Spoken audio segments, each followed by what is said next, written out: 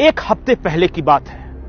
अचानक मुंबई से 50 किलोमीटर दूर कोंकण की ओर बढ़ेंगे तो एक भिवंडी इलाका आता है और भिवंडी के पास एक छोटा सा गांव है, नाम है पडघा बोरीवली। उस गांव में 90% मुस्लिम आबादी रहती है।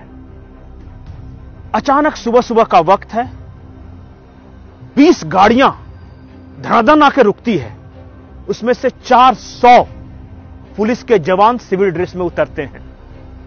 पूरे गांव की छापेमारी शुरू होती है और उन पुलिस जवानों के साथ एनआईए के अधिकारी हैं।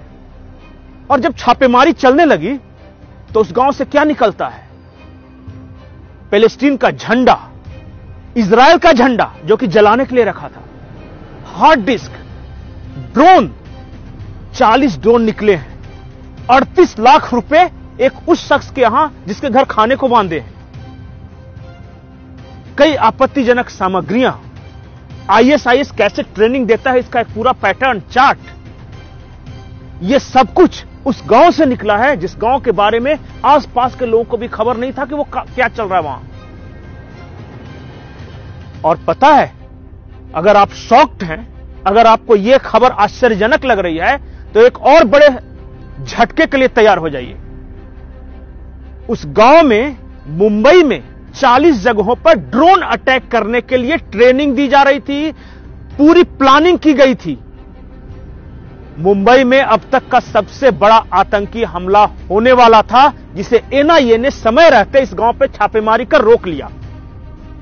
40 जगहों पर ड्रोन से हमले होते मुंबई में, अब समझिए क्या स्थिति होती। शॉक्ड। एक और झटका है।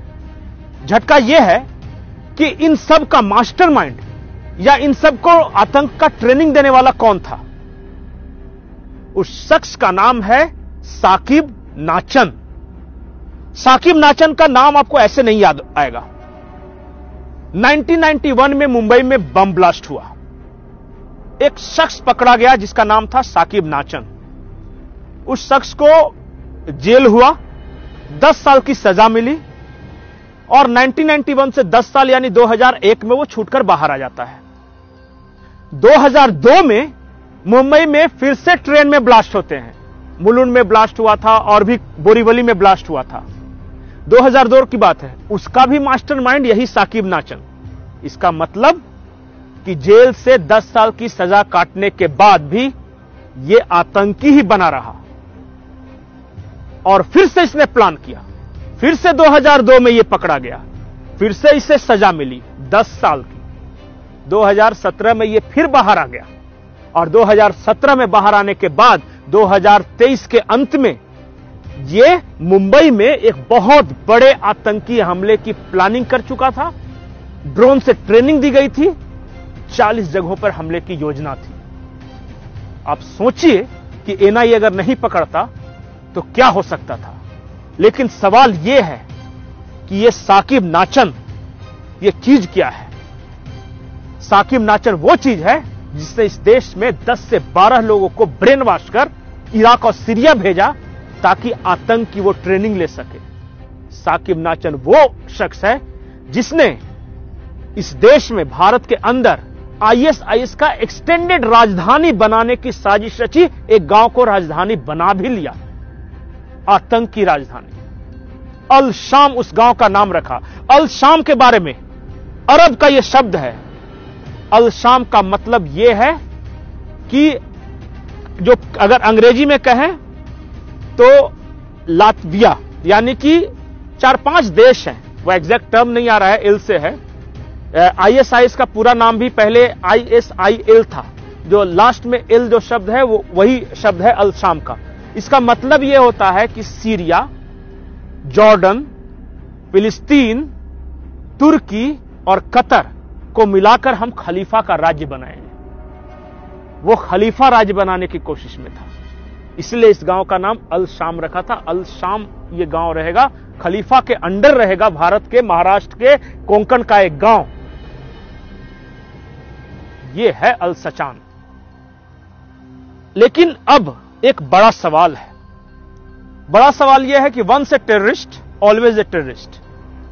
अगर आप सोचते हैं कि यह खुखार आतंकी 5-10 साल की जेल की सजा काटने के बाद वो शरीफ और साधु बन जाएगा तो सबसे बड़े धोखे में है।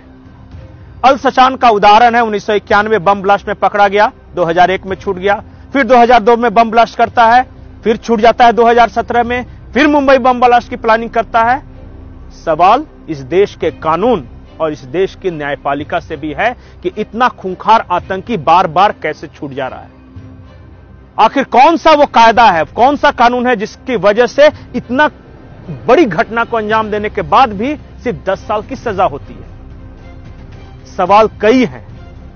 सवाल डरने का है, क्योंकि अल सचान अकेला नहीं है। जो एनआईए ने जानकारी दी है उसके अनुसार 10 लोग ऐसे हैं जो कि अल सचान के पैटर्न पे काम कर रहे हैं, देश के अलग अलग हिस्सों में हैं, और इसी वजह से 40 जगहों पे छापेमारी हुई थी एनआईए की 1 हफ्ते पहले। जाकिर नाइक के भाषणों से ये लोग प्रेरणा लेते हैं। ये लोग बम बनाने में एक्सपर्ट हैं, ये लोग ट्रेनिंग देने में एक्सपर्ट हैं, ये लोग ब्रेन वॉश करने में एक्सपर्ट हैं। अगर फिर भी आपको लगता है कि इस देश का कानून नहीं बदलना चाहिए, ये जो ढर रहा है वही चलना चाहिए, न्यायपालिका ऐसे ही खूंखार आतंकियों को 10-10 साल पे छोड़ती रहे, तो फिर तो इस देश का भगवान ही मालिक है। नमस्कार।